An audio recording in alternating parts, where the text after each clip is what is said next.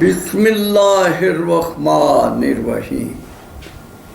شروع کرتا ہوں اللہ تعالیٰ کے نام سے جو بڑے مہربان نہایت رحم والے ہیں۔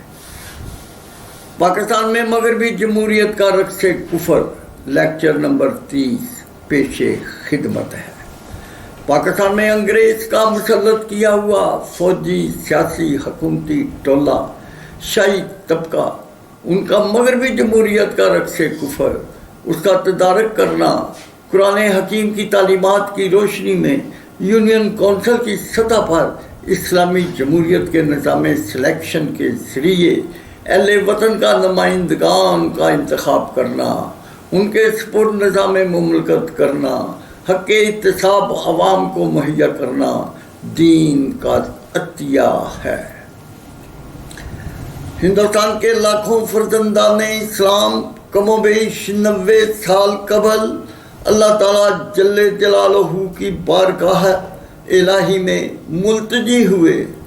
یا باری تعالیٰ ان کو اس جہان رنگ و بو میں ایک ایسا خطۂ زمین عطا فرما جہاں مسلمان قرآن حکیم کے آئین، نظریات، تعلیمات کی روشنی میں انگریز کے مسلط کیے ہوئے مغربی جمہوریت کے کفر کا طبقاتی، تفاوتی، سودی، مخلوط، یزیدی نظام حکومت، اس کے British law, Indian law, American لا، جورسپروڈنس کے کفر کے قوانین و ضوابط کا یزیدی تعلیمی نصاب، ان کے شاہی اخراجات والے ایچسن نما انگلش میڈیم کفر کے یزیدی تعلیمی ادارے جن پر انگریز، ان کے پروردہ ملکی غدار 4-5 ہزار جگیردار سرمایہ دار، مغربی جمہوریت کے کفر کا یزیدی حکومتی ٹولہ، ان کی اولادوں پر مشتمل افسر شاہی، فوج شاہی، منصب شاہی، نوکر شاہی کا مراد یافتہ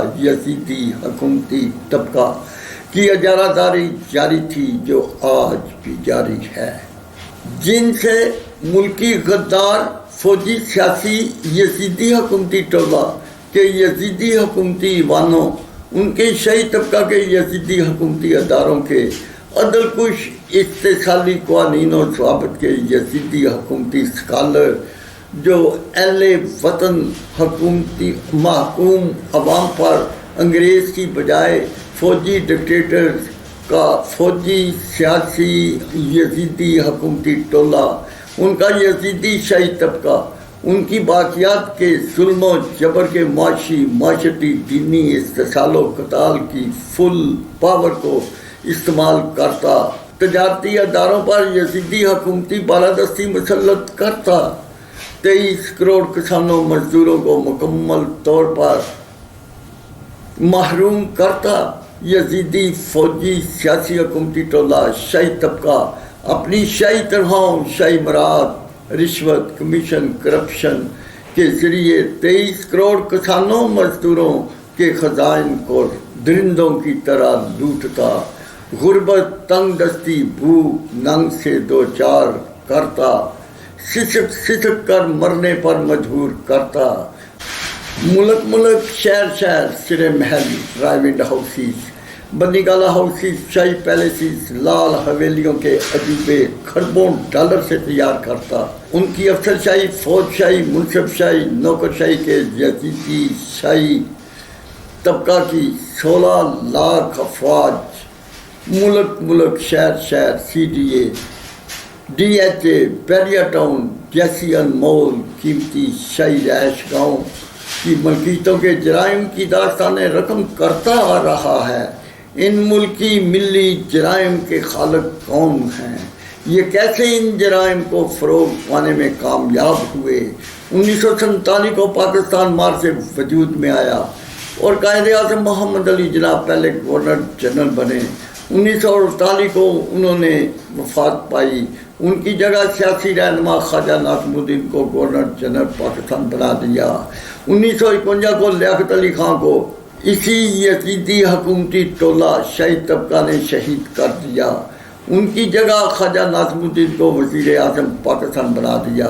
افسر شاہی کی سرکاری کلبوں کا شرابی ثانی سرکاری ملازم جس کا اس عہدہ کے ساتھ کوئی واسطہ نہ تھا، اس کو انگریز کے یزیدی نظام حکومت کا گورنر جنرل پاکستان بنا دیا، جو 1952 تا 1954 تک اس پر قابض رہا۔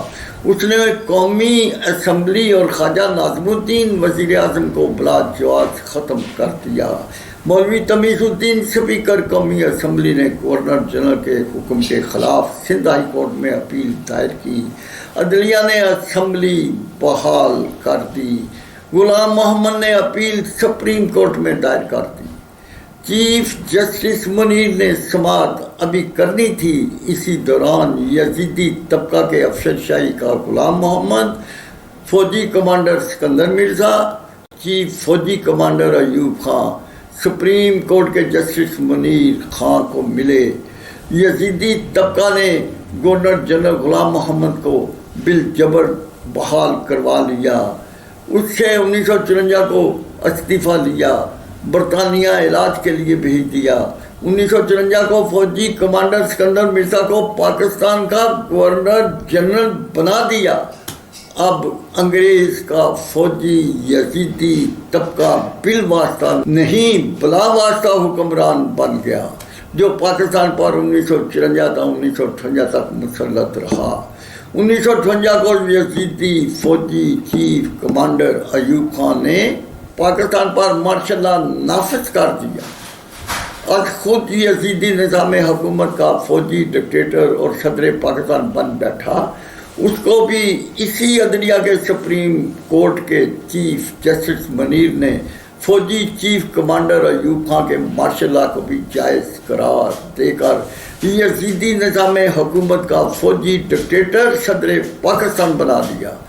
تمام حالات و واقعات اس بات کی واضح غمازی کرتے ہیں کہ لیاقت علی خان وزیر اعظم کو افسر شاہی کے غلام محمد، فوج شاہی کے سکندر مرزا، فوجی چیف کمانڈر ایوب خان نے 1951 کو ایک سازش کے تحت قتل کیا۔ افسر شاہی کے غلام محمد کو 1952 تا 1954 تک، فوج شاہی کے سکندر مرزا کو 1954 تا 1958 تک گورنر جنرل پاکستان، پھر فوجی چیف کمانڈر ایوب خان نے مارشل لا لگایا۔ 1958 تا 1970 تک یزیدی حکومت کا یزیدی فوجی ڈکٹیٹر اور صدر پاکستان بنا رہا۔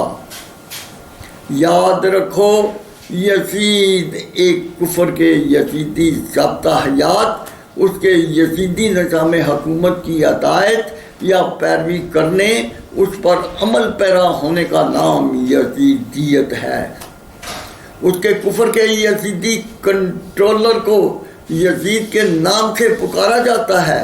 پاکستان میں مغربی جمہوریت کے طبقاتی تفاوتی صوفی مخلوط یزیدی نظام حکومت کے British law, Indian law, American لا، جورسپروڈنس کے کفر کا یزیدی تعلیمی نصاب، اس کے انگریزی زبان کے نافذ کیے ہوئے یزیدی ایتیسن نما انگلش میڈیم طبقاتی تعلیمی ادارے، ان سے تیار ہونے والا کفر کا فوجی سیاسی یزیدی حکومتی ٹولہ کے حکومتی اسکالر، ان کی اولادوں پر مشتمل افسر شاہی، فوج شاہی، منصف شاہی کے کفر کی انتظامیہ، فوج اور عدلیہ کے کفر کے حکومتی اداروں کے حکومتی اسکالر کا یزیدی استحصالی تعلیمی نصاب، اس کے کفر کے حکومتی اسکالر جو نبی کریم صلی اللہ علیہ وسلم کی امت کے 23 کروڑ فرزندان اسلام، ان کی نسلوں کو کفر کے یزیدی نظام